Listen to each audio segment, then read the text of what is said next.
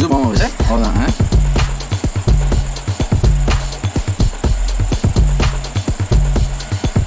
எல்லாமே இருக்கு.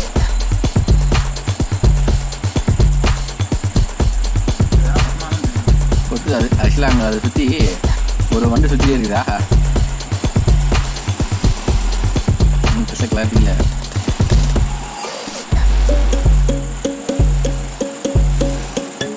மரபதி தானே இது, மரபதியை பஸ்